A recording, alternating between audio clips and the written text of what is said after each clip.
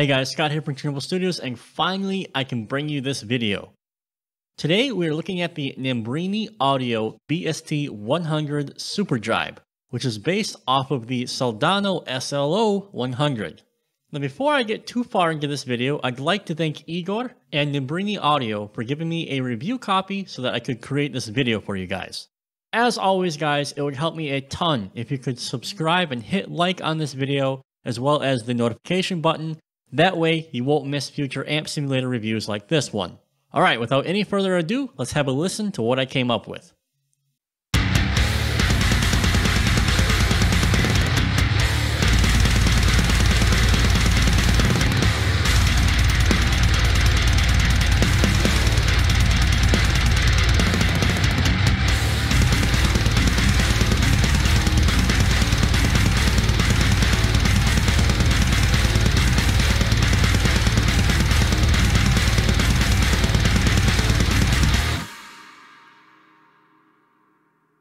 Now, some of you may not need an introduction to Nembrini, but if you weren't aware, this guy is more or less responsible for every Brainworks guitar and bass product that you may have been using already. Those are some highly rated plugins, so it's no surprise to learn that the BST100 Super Overdrive continues bringing only the best in virtual amp software. Now, looking at the store page, it's short and sweet. You've got a video review with several audio examples that you can check out, and that's about it. The real information winner is actually the manual. So many companies forget to write a useful manual if they write one at all, and the details you need to get the most out of the BST100 are in the manual, and a lot of the information I'll convey to you later on in this video will have come from RTFing the manual. Lastly, I did want to point out that you do need an iLock. If you're still holding out because of the iLock, I do believe that you can use the iLock manager and set it to your computer instead of a dongle. You know guys, at this point, refusing to get an iLock, it's kind of silly. I've had one for years, never had any problems, and in addition to the iLock manager now, I don't think that this is a reasonable excuse to avoid picking up plugins or this AMP simulator in particular. In any case, let's open up Cubase and start having a closer look at this thing. Alright, here we are. So the chain is Nembrini's version of a screamer going straight into the BST100. Everything is at stock settings, so I can just show you around. I've also made the interface a bit bigger, so it's easier to see. You can resize it down here in the corner. So obviously this is the main view of the amp. Above you've got your preset selection window, which there are a lot of actually.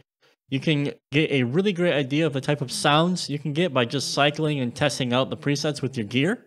Obviously you'll need to tweak based on what kind of guitar and pickups you are using, but even with my budget guitars and stock pickups, the presets were pretty nice. The real meat and potatoes will be found when you open the cabinets and impulse loader section. This product is an entire unit, meaning that aside from the screamer or boost plugin before the amp simulator, if you wanted to use one, you don't require anything else because it's all self-contained. Now here on the top, you can choose between cabinet, impulse, or to bypass this section of the amp simulator altogether. With cabinet mode, you have 5 choices, with the program defaulting to the Soldano 4x12B. With Eminence Legend V12 speakers.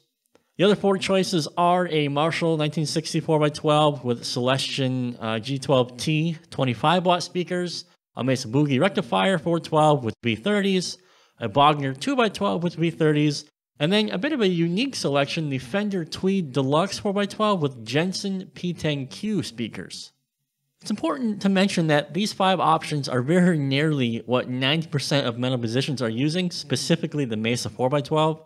So the included cabinet choice is very good, and if you're not into cabinet impulse diving, you'll have a great selection of cabinets to start off with. Moving to the center here, we have 4 different microphone presets. Now the microphones used here are industry standard selections, again, very well suited for doing metal. You're looking at the Dynamic 57, which you should recognize to be the SM57, which is literally like the staple of modern metal guitar sounds right now. The Ribbon 121, which is based on a Royer Labs R121.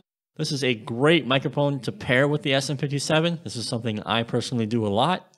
The Condenser 414, which is the AKG C414, another great condenser microphone. And finally, the Dynamic 421, which you may know better as the Sennheiser MD 421. When it comes to microphone choices, as I said, you really couldn't ask for a better selection. Nearly any metal record you've heard in the last 30 years has had one of these or a combination of these microphones used on it. Now, the microphones for the cabinet mode do have predefined locations that you can select from, but with the mixer controls here, to the right, it's very easy to blend and come up with the sound that you will like. You can even add an included room or ambient sound if you want to get more of a rock tone or get more of the room sound into your tone. So there's a lot of options for blending here with the mixer controls. Anyway, if you don't want to use the built-in cabinet mode, you can use the built-in cabinet loader, impulse loader, right here.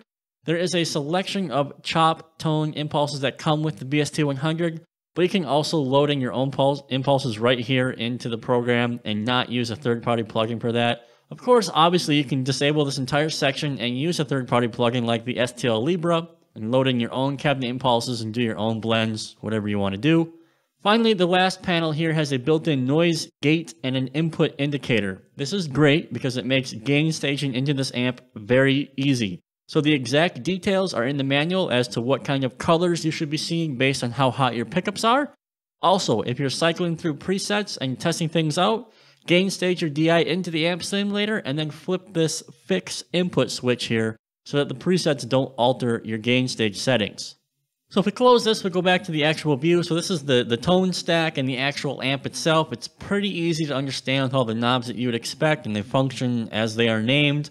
So the bright switch, add some highs into the normal channel. You have a clean and crunch switch. I think that's self-explanatory. Normal, this is basically the level of the preamp. You can boost the preamp, with this button right here, overdrive it a little bit. Your tone stack here, dialing your tone. You've got a normal master and a boost master, which are essentially volume controls. And then the presence control here, it's a great way to control your overall tone. I love presence controls, so I'm very happy to see it here. Now the amp simulator is pretty simple to work with, and being that it has everything you need to get started, aside from a tube screamer if you wanted to use one, the asking price is well worth it. Now a couple of things I'd like to point out in my personal experience using this amp simulator is that it took a bit more work than I expected to get a nice sound out of my 7-string. And actually I'm using the 7-string in the demo track you heard just a bit earlier. However, to be fair, I have a very cheap $200 Ibanez with stock factory pickups. So if you're running an EMG or any upgraded pickup with your 7-string, I don't think you're going to have any problems at all. Now, my 6-string, that was a completely different story. It was literally plug and play. It just sounded amazing right away. Other than that, this is an amazing amp simulator, and if you were waiting for a killer Soldano 100 representation, I think this might just be the one you're looking for. Now, if you'd like to read more information about this amp, there's a cool website called Honest Amp Sim Reviews. It's a great resource actually to read articles not only about this amp simulator, but pretty much any other amp simulator out there. I read this site all the time to keep up to date on what amp simulators are coming out or what amp simulators that I haven't personally tried, what they might sound like, what other people are thinking about them. So I definitely recommend you to bookmark this site too. Anyway, let's go ahead and play around really quick to see what kind of tones I can make on the fly with my 6-string. I won't use any extra impulses. I'll just use everything that you see here with the added tube screamer in the beginning.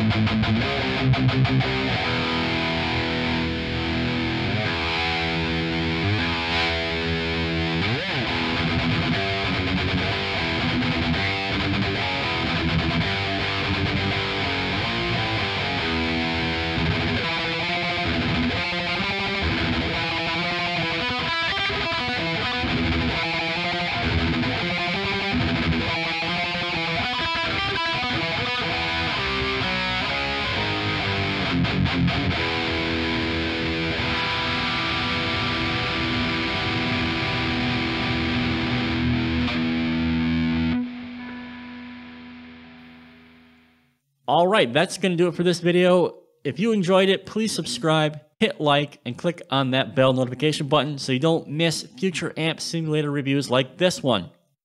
Thanks a lot, guys. Have a good one.